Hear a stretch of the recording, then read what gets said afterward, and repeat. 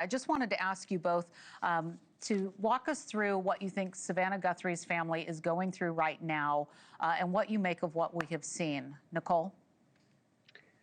Yeah, it's completely, it brings you back. It's a little triggering actually to watch the footage. Every family would love this kind of attention, but this kind of attention can also bring speculation, conspiracy theories, misinformation. So it's hard for the family to just get through this. They're not sleeping, they're not eating, and we are sending them lots of prayers, and it's not easy to even watch from our end. Yeah, and Jim, you and I were together in Wyoming when the search for Gabby was on, and I've shared the story before that you and I were talking when you got the call from the FBI. We were talking about the grid search and things that were going on there, and you were trying to track down where Gabby was. And then, we just don't know when Savannah Guthrie and her family might get a call that there is information, good or bad. They are hanging on to hear good news. Talk to me about what that is like for them, the public attention on the case. And obviously, we believe that it helps by getting the information and sharing that doorbell footage with everyone. Yeah, absolutely. Just following this a little bit, knowing that there's thousands of tips coming in, similar to Gabby's case, and the FBI and the sheriff's office have a lot to go through to make sure the ones that they're receiving are credible and they're following up on it.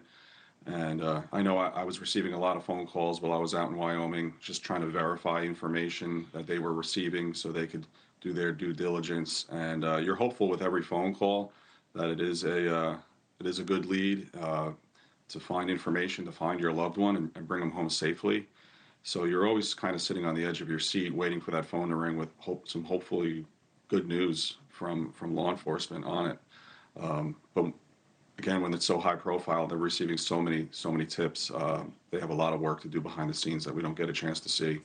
And Nichole and Jim, I wanted to also bring up the fact that we're giving a lot of attention to this, and we've been hearing that the law enforcement, the sheriff, they've been asking for people to share any footage that they have from their Ring cameras, from any surveillance in the neighborhood. But also, what's also important to note is that people who have cameras in their vehicles need to share that video as well, whether it's a Tesla. Teslas don't apparently keep footage for a long time, but other vehicles do, and Ubers as well. There's a lot of vehicles that record.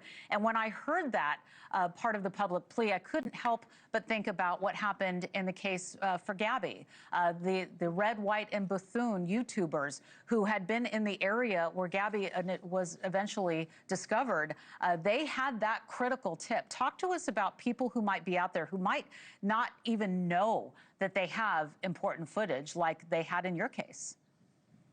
Yeah, it's really important. If you think that you were in the area or you might have a tip, if you think you saw something, send it in. If you have everybody has technology these days. We have cameras everywhere. I even have cameras on my car. So if you think you saw something, send it in. It doesn't hurt to send it in. They will go through all of the tips. And if you think it's legitimate, absolutely share it. It's really important that you go through your footage, and it can be that piece of the puzzle that they're missing.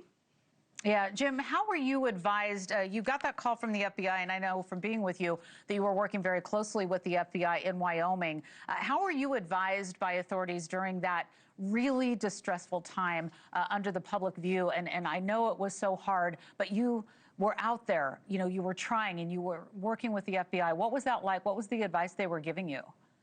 So I was working directly with an advocate through the FBI, who was absolutely amazing. She was specially trained in handling these types of situations and working with victims in these really terrible moments. And so a lot of the information was going through her. She was very careful on how she would relay that information and what was being done and what the possible next steps were, what was needed from us as a family, how we should be behaving or looking to do and things that we need to do. So they were amazing. They really were. And having that victim advocate was huge. And I'm hopeful they have one working with them because they're absolutely amazing. I didn't really have direct contact with the FBI until the day we were told that she was found. Thank you for watching. Subscribe below and download our NewsNation app right now on your phone, and you will get fact-based, unbiased news for all Americans.